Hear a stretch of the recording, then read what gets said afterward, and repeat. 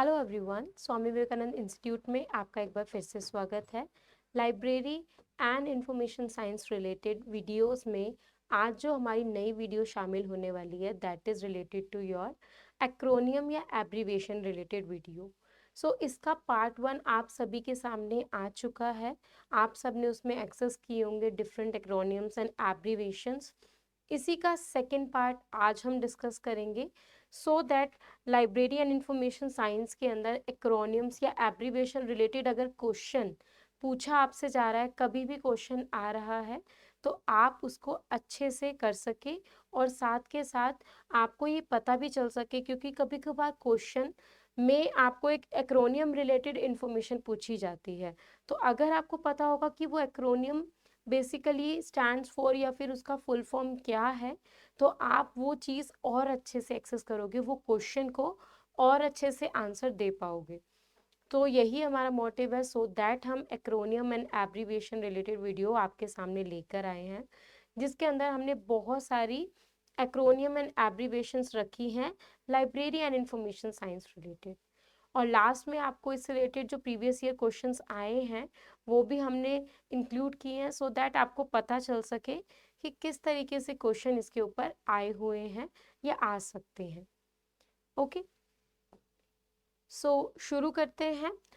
Library acronyms बहुत सारी होती हैं, चाहे वो एसोसिएशन रिलेटेड हो, चाहे वो नेटवर्क रिलेटेड हो, ऑर्गेनाइजेशन, सॉफ्टवेयर, हर किसी में आपको प्रॉपर एक्रोनियम्स या एब्रीविएशंस मिलती ही हैं उनको शॉर्ट फॉर्म में प्रोवाइड करने के लिए, ताकि बच्चे उनको अच्छे से एक्सेस कर सके, इजीली एक्सेस कर सके। कोई कोई एक्रोनियम बहुत ही लार्ज होती है तो उनको शॉर्ट फॉर्म में दिया जाता है ताकि बच्चे को कोई कंफ्यूजन ना हो उसमें और जल्दी से बोला जा सके। ठीक है, तो पर उनकी फुल फॉर्म काफ़ी बार पूछी जाती है, सो दैट यू मतलब आप सभी को उसके बारे में पता हो, उस सभी की जानकारी हो। तो इसी में काफ़ी एब्रीविएशन आपके सामने आपको दिख रही होगी। ठीक है, ये सारी ऑब्जर्वेशन जो है एब्रीविएशन के अंदर ये हम डिस्कस करेंगे। सो सबसे पहली एब्रीविएशन आपके सामने आ रही है विच इज़ JOCLAI, जोक्लाई। JOCLAI ये क्या है, इसकी एब्रीविएशन पढ़ लेते हैं।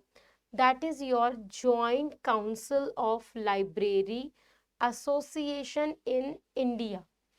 ये इसकी प्रॉपर फुल फॉर्म है।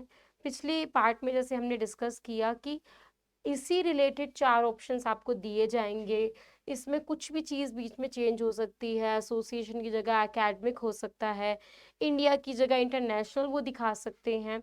तो वहाँ पर कन्फ्यूजन क्रिएट ही हो जाती है कि सभी सिमिलर और सभी एक तरह से उसकी करेक्ट ऑब्जर्वेशन या एब्रीविएशन एक्रोनियम लग रही होती है।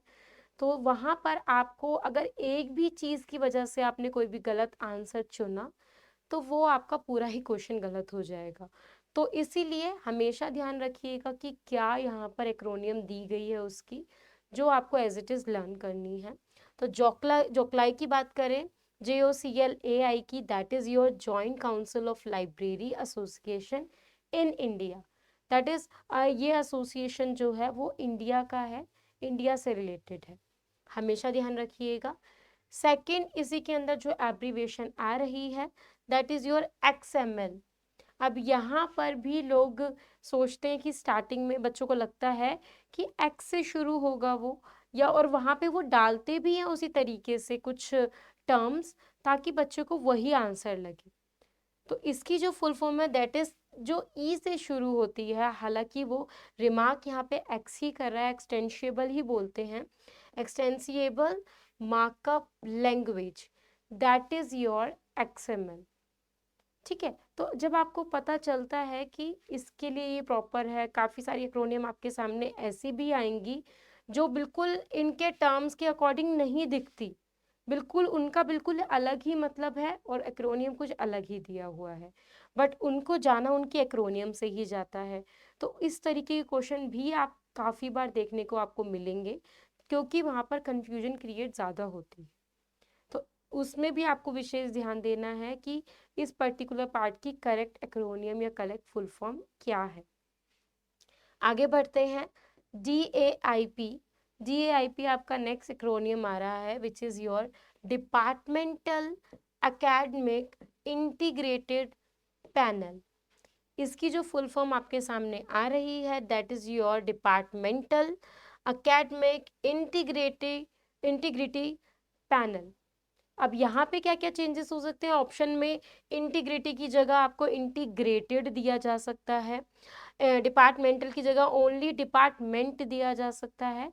तो यहाँ पे छोटी छोटी चीज़ों से भी आपकी ऑप्शंस की वजह से, क्योंकि आपको ये पता है ठीक है ये है, बस पीछे ही कुछ थोड़ा सा चेंजेस करके कि डिपार्टमेंट की जगह डिपार्टमेंट्स कर दिया गया या खाली डिपार्टमेंट कर दिया गया, ठीक है, या एकेडमिक की जगह कुछ एसोसिएशन लगा दिया गया, इंटीग्रेटी की जगह इंटीग्रेटेड कर दिया गया या इंटीग्रेटेड ग्रेटिंग कर दिया गया, पैनल की जगह कुछ और इसमें यूज़ किया गया वर्ड, इस तरीके से कंफ्यूजन क्रिएट हो सकती है।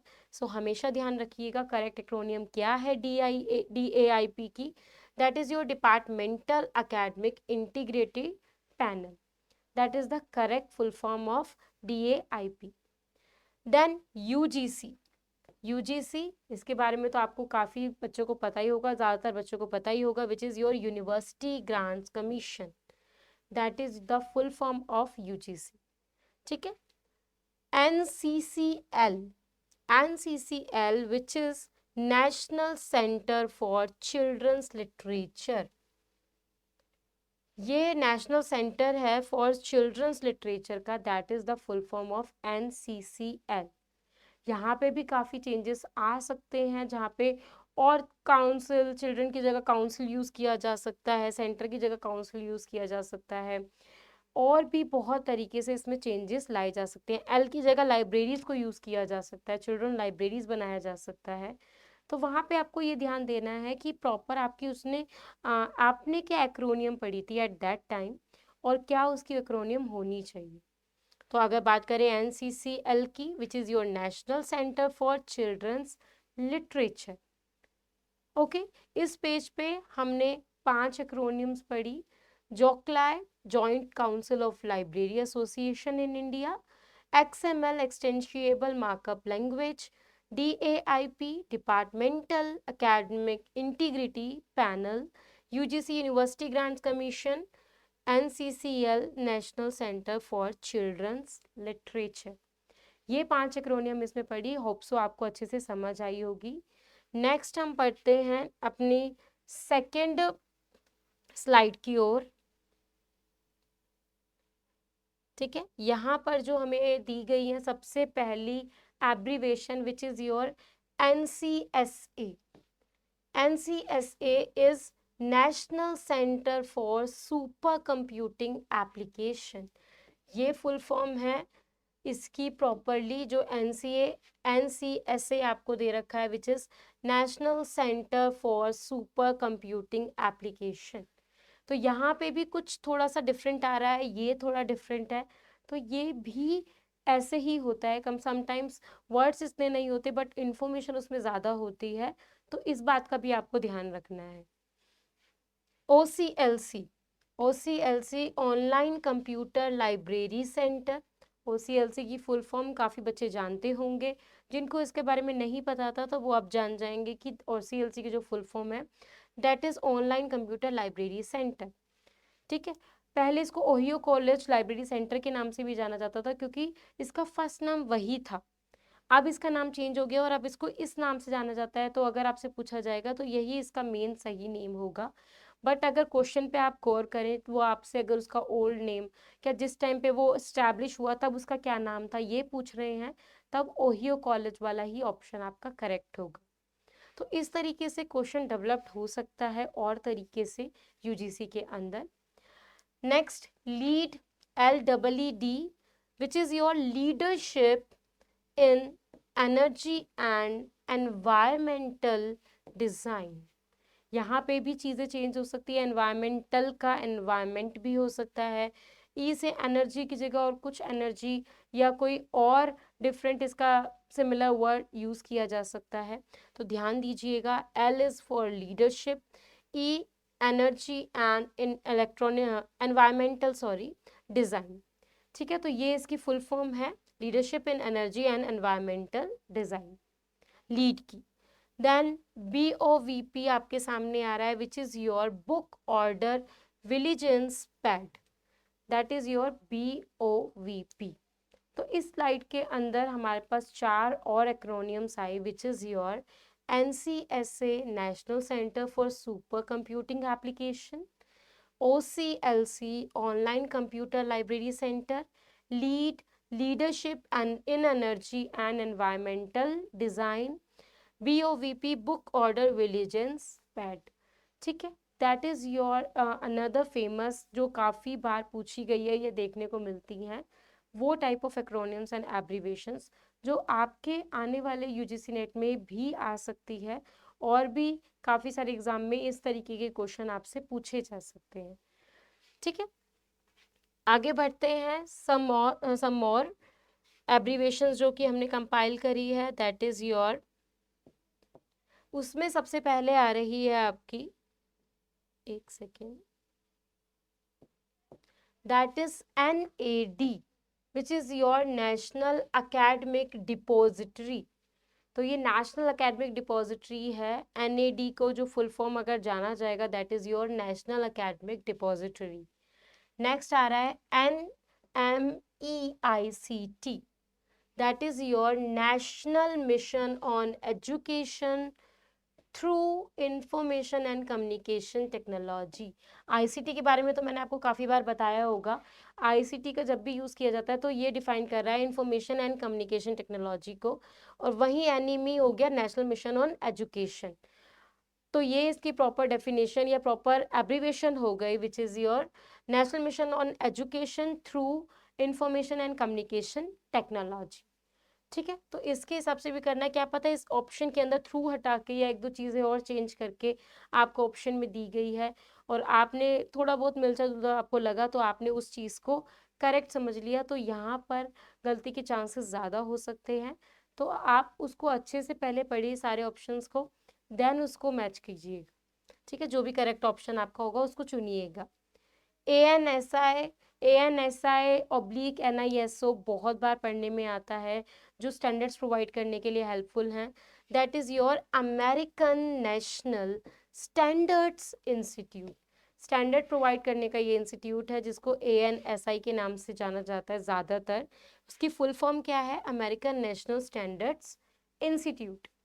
Then APA it's kind of your citation या फिर स्टाइल मैनुअल टूल्स, जो कि रिसर्च रिपोर्ट राइटिंग में यूज़ किए जाते हैं।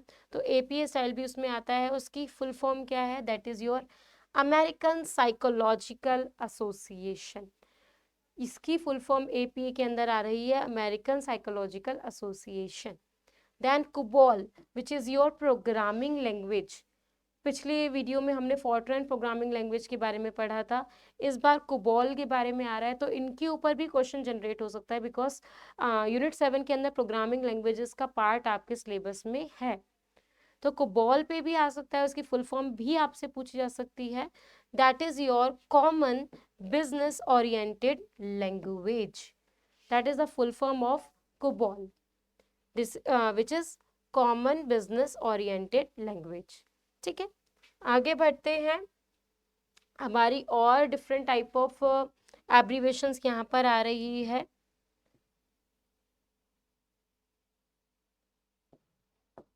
जिसमें फर्स्ट आ रही है आपकी KWOC, KWIC, KWOC, KWAC।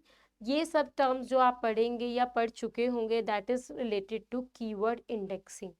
तो यहाँ पे आपका ऑप्शन दे रखा है KWOC, विच इज इसकी जो फुल फॉर्म हुई, that is keyword out of context. ठीक है, ये इसकी फुल फॉर्म है। ठीक है, NISO जो अभी हमने ANSI पढ़ा, उसी का ही पार्ट आता है ये साथ में ऑब्लिक लग के, which is your National Information Standards Organization. इसकी जो फुल फॉर्म हो गई NISO की, that is National Information Standards Organization. ठीक है, देन आ रहा है टिफ। टिफ एक तरीके का आपका, जैसे कि आप जो भी लिंक्स के लिए यूज़ करते हो, तो ये इमेज प्रोफाइल के लिए यूज़ किया जाता है। JPEG हो गया, जो हमने प्रीवियस वीडियो में डिस्कस किया था। यहाँ पे टिफ हम कर रहे हैं which is tagged image file format. अब काफ़ी टाइम पहले एक मुझे क्वेश्चन याद आ रहा है, उसमें इन सब फॉर्मेट्स को दे रखा था, ORG, टिफ, JPEG, MP3, ये काफ़ी सारे दे रखे थे। उसमें पूछा गया था कि इमेज फाइल फॉर्मेट के लिए कौन सा यूज़ किया जाता है। तो काफ़ी बच्चों को उसमें कन्फ्यूज़न हुई थी। तो अगर देखा जाए, अगर आपको टिफ की फुल फॉर्म पता है, टैग्ड इमेज फाइल फॉर्मेट, तो यहाँ पे साफ साफ शब्दों में लिखा गया है कि ये इमेज फाइल फॉर्मेट का के लिए यूज़ किया जाता है ये टर्म। तो वहाँ पर अगर आपको इसकी एक्रोनियम या एब्रीवेशन पता होती तो आपको आंसर देने में और आसानी हो जाती। ऐसा नहीं है कि सिर्फ और सिर्फ फुल फॉर्म रिलेटेड क्वेश्चंस में ही आपको हेल्प करेंगे, समटाइम्स कुछ क्वेश्चंस इनके ऊपर ही बनाए जाते हैं। तो जब ऐसा कोई क्वेश्चन आ रहा है और आपको उसकी फुल फॉर्म पता है, तो क्या पता क्वेश्चन में जो चीज़ पूछी जा रही है उसका आप आंसर उस फुल फॉर्म के अकॉर्डिंगली ही दे सको। तो ये भी यहाँ पर आपके लिए हेल्पफुल साबित होता है, क्योंकि फुल फॉर्म से आप ये समझ पा रहे हो कि वो किस चीज़ के बारे में पूछ रहे हैं और फुल फॉर्म में भी वही चीज़ आ रही है, दैट मीन्स ये इसी टर्म के बारे में बात हो रही है। ठीक है, तो इस तरीके के क्वेश्चन भी आपको देखने के लिए मिलेंगे, जो आपको, अगर आपको उनकी एक्रोनियम या एब्रीवेशन पता है तो आप उसको अच्छे से सॉल्व कर सकते हो और अच्छे से एक्सेस कर सकते हो। ठीक है, नेक्स्ट बढ़ते हैं। अब इसके अंदर हमने अपने क्वेश्चन सेशन में एक पार्ट रखा कि जो आज हमने टॉपिक पढ़ा उससे रिलेटेड क्वेश्चन आया किस तरीके से या कैसा क्वेश्चन आया है। ठीक है, तो अगर एक्रोनियम या एब्रीवेशंस का देखें तो मार्च 2023 यानी कि 2023 में जो दिसंबर का अटेम्प्ट मार्च में लिया गया था इसी साल, ठीक है, उसी के अंदर ये क्वेश्चन आया हुआ था। Question is GIS stands for, यानी कि एक्रोनियम वो आपसे पूछ रहे हैं इस क्वेश्चन के अंदर।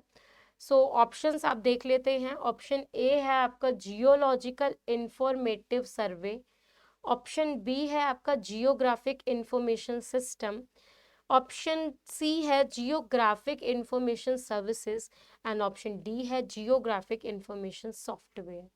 यही चीज़ की मैं आपको बात कह रही थी कि सिमिलर टर्म्स यहाँ पे दी गई है, कुछ कुछ चेंज किया गया है कंफ्यूज करने के लिए, और पूछा गया है कि GIS की फुल फॉर्म क्या है। तो यहाँ पे ध्यान दीजिएगा, ऑप्शन 1 में सिर्फ जियोलॉजिकल दिया गया है, बाकी geographic geographic geographic, then informative information information information, survey system services software, सब चीज़ इसके अंदर दिया गया है। ठीक है, तो अगर देखा जाए GIS का, तो इसकी जो फुल फॉर्म है वो जियोलॉजिकल इंफॉर्मेटिव सर्वे नहीं है, जियोग्राफिक इंफॉर्मेशन सर्विस भी नहीं है एंड सॉफ्टवेयर भी नहीं है। That is your geographic information system. GIS stands for geographic information system, तो that is your correct option.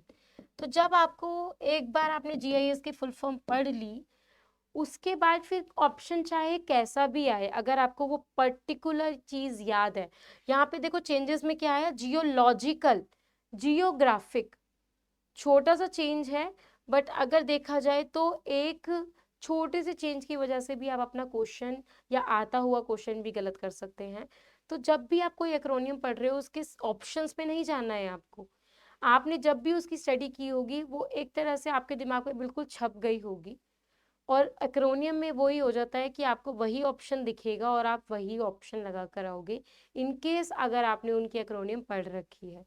इसीलिए ये वीडियो बनाई गई, सो दैट डिफरेंट एक्रोनियम्स आपके सामने आए, आप उनको पढ़ो, लर्न करो, सो दैट कभी अगर आपको आपके सामने आ रही है तो आपको उसका आंसर एकदम से दिख जाए।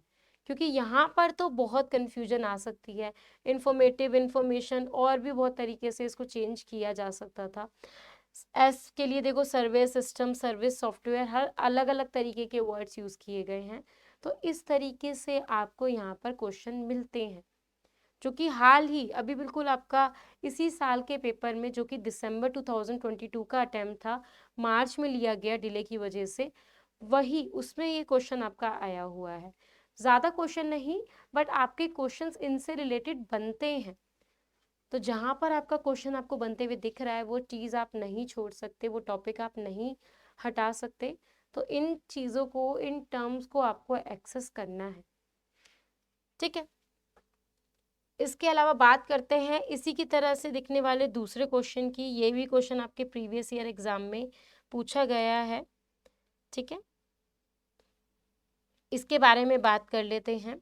ये भी आपका एक्रोनियम रिलेटेड क्वेश्चन आ रहा है। मैंने थोड़े डिफरेंट इसलिए लिए ताकि इनके बारे में भी आपको पता चल जाए, और हर वीडियो में अब आपके प्रीवियस ईयर क्वेश्चंस भी साइड में लिए जाएंगे, सो दैट साथ के साथ आप टॉपिक पढ़ें एंड साथ के साथ उसके प्रीवियस ईयर क्वेश्चन को भी एक्सेस करें, ताकि आपकी प्रैक्टिस और अच्छे से हो सके। ठीक है, तो बात करते हैं क्वेश्चन नंबर 2 की, which is SYNTOL। SYNTOL stands for, यानी कि आपसे इसकी फुल फॉर्म पूछी जा रही है कि SYNTOL की फुल फॉर्म क्या है। ऑप्शंस पढ़ लेते हैं। Syntactic term online, first option. Second option syntagmatic term online, यहाँ पे इसको चेंज कर दिया गया, बाकी सब सेम है। Third is your syntagmatic organisation language. ठीक है, and the fourth one is your syntactic organising language. दो जगह सिंटैग्मेटिक पूछा गया और दो जगह सिंटैटिक पूछा गया, डाला गया। ठीक है, तो अगर सिंथेटिक या सिंटैग्मेटिक की बात करें तो सिन का यहाँ पर सिंटैग्मेटिक आंसर होगा, यानी इससे आपको ये तो पता चल गया कि ये नहीं है और ये भी नहीं है, बचे दो। ठीक है, आगे पढ़ते हैं तो TOL हमारे पास बचा, तो यहाँ पे सिंट का SYNT पूरे का सिग्मेंटिक है, बचा हमारे पास OL which is your organization language. ये इसकी प्रॉपर फुल फॉर्म है। जिन बच्चों ने जैसे कि पढ़ा होगा कभी या देखा होगा तो उनको पता चल गया होगा कि यहाँ पे सिंट से ये पूरा बन रहा है, फिर OL ऑर्गेनाइजिंग और लैंग्वेज को डिस्क्राइब कर रहा है, तो that is the full form. तो यहाँ पर आपका जो करेक्ट ऑप्शन हुआ that is your syntagmatic organisation language which is your option 3। तो ये आपका SYNTOL का फुल फॉर्म है which is your syntagmatic organisation language. तो ये कुछ क्वेश्चंस थे जो प्रीवियस ईयर में पूछे गए हैं। इवन जून 2023 के अंदर भी क्वेश्चन बहुत सारे आए हैं। वो मैंने यहाँ पे कंपाइल इसलिए नहीं करे क्योंकि वो मैंने जब पेपर सॉल्व करवाए थे उन PDF में अच्छे से समझाए हैं, वहाँ पे आप बच्चों ने देखा होगा। DMCA की फुल फॉर्म आई हुई थी, EBSIDC ऐसा कुछ एक टर्म था, मुझे पता नहीं कि मैं यहाँ पे प्रॉपर बोल पा रही हूँ वो चीज़ को। ठीक है, अगर उसमें कुछ मिस हो रखा हो तो वो आप एक बार देख लीजिएगा। एंड और भी वाइपो आपके लिए आ रखा था, WIPO World Intellectual Property Organization, इसकी फुल फॉर्म आ रखी थी। और आई थॉट एक और एक्रोनियम उसमें पूछी गई थी। तो एटलीस्ट कुल मिला के 4 या 5 क्वेश्चन इस बार जून 2023 के अटेम्प्ट में पूछेगा। ठीक है, तो कुछ नहीं पता कि क्या क्वेश्चन डिजाइन किया जा रहा है, क्या क्वेश्चन का फॉर्मेट बन रहा है, किस तरीके से क्वेश्चन डिजाइन हो रहा है, कितने एक्रोनियम्स पार्ट्स डाले जा रहे हैं, कितने नहीं डाले जा रहे हैं। तो आपको ये चीज़ नहीं लेके चलनी है, आपको करनी है उस चीज़ के बारे में स्टडी कि ईच एंड एवरी एस्पेक्ट्स आपको पता हो और उसके बारे में आपको जानकारी हो। इसीलिए अब जैसे इस बार कितने सारे एक्रोनियम्स पार्ट आए, क्या पता नेक्स्ट टाइम उससे भी ज़्यादा आए या इससे थोड़े से कम आए, तो इसीलिए डिपेंड करता है वो तो क्वेश्चन के डिज़ाइन पे, फॉर्मेट पे। बाकी अच्छे से आपको जब एक्रोनियम पता होगी तो आपको उसका आंसर एकदम से क्लिक होता है और एकदम से मिल जाता है। तो यहाँ पर ध्यान देने वाली चीज़ यही है क्योंकि उसमें ऑप्शन इतने सिमिलर्स होते हैं कि एक भी गलती की वजह से आपका पूरा क्वेश्चन गलत हो सकता है। तो ध्यान से एक्रोनियम पढ़ने के लिए ये वीडियोस बनाई जा रही हैं सो दैट आप एक्रोनियम को एज इट इज़ पढ़ सको और जो भी एक्रोनियम पूछी जा रही है वो आपको पहले से ही पता हो और आप उसका आंसर जानते हो। फिर चाहे उसमें कितने भी चेंजेस डाले जाए आप उसको इजीली एक्सेस कर सकते हो। तो ये थी हमारी आज की video related to acronyms and abbreviations की। और भी फर्दर रिलेटेड टॉपिक जो अपकमिंग टॉपिक्स आएंगे that are related to ISBT mark 21, तो उसके लिए भी आप यहीं पे बने रहिएगा। हम इसके अंदर और भी बहुत सारी वीडियोस प्रिपेयर करेंगे, काफ़ी बन चुकी हैं वीडियोस, वो आप प्लेलिस्ट में जाकर एक्सेस कर सकते हो। Library and information science playlist, आप प्लेलिस्ट के ऑप्शन में LIS की सारी प्लेलिस्ट की वीडियोस आपको एक ही जगह पे मिल जाएंगी, सो दैट आप एक ही जगह पे LIS की सारी वीडियो को एक्सेस कर सकते हो। ठीक है, वो चैनल पे ही आपको प्लेलिस्ट ऑप्शन में मिल जाएगा। इसके अलावा जो भी और न्यू टॉपिक पे आप वीडियो चाहते हैं कि मैम आप इस टॉपिक पे वीडियो बनाएं, काफ़ी मैंने ऑप्शंस देखे हैं तो मैं प्रिपेयर कर रही हूँ वीडियोस, और आप कोई चाहते हैं ऑप्शंस तो वो भी आप कमेंट सेक्शन में लिख सकते हैं। बाकी और किसी भी डिस्क्रिप्शन के लिए क्या आपको जानकारी चाहिए, क्या आपकी क्वेरी है, वो आप प्रॉपरली कमेंट सेक्शन में लिख सकते हैं। मैं उसको देखूंगी, रिव्यू करूंगी। ठीक है, इस related acronyms and abbreviation related कोई भी आपको डाउट आ रहा है कमेंट सेक्शन में आप लिख सकते हैं। वीडियो को आप अच्छे से देखिए, रिलेटेड एक्रोनिम्स एब्रीविएशंस देखिए, ताकि आपकी इंफॉर्मेशन या knowledge related to acronyms and abbreviations और ज़्यादा बढ़ सके, और अगर कोई भी ऐसा क्वेश्चन आपके सामने आ रहा है तो वो आप अच्छे से सॉल्व कर सके। इसी तरीके से और वीडियोस आती रहेंगी टाइमली आपके सामने इसी चैनल पे, और साथ के साथ वीडियो को आप लाइक कीजिए, शेयर कीजिए एंड चैनल को ज़रूर सब्सक्राइब कीजिए। सारी लाइब्रेरी एंड इंफॉर्मेशन साइंस के टॉपिक्स रिलेटेड वीडियो मैं बनाने की कोशिश करूँगी और आपके सामने लाने की कोशिश करूँगी। तब तक आप प्रीवियस जो भी टॉपिक्स हो चुके हैं उनको एक्सेस कीजिए, और भी टाइमली यहाँ पे टॉपिक्स आपको मिलते रहेंगे। तब तक के लिए वीडियो को आप अच्छे से देखिएगा, लाइक कीजिएगा। मिलते हैं नेक्स्ट वीडियो में। Take care, thank you so much.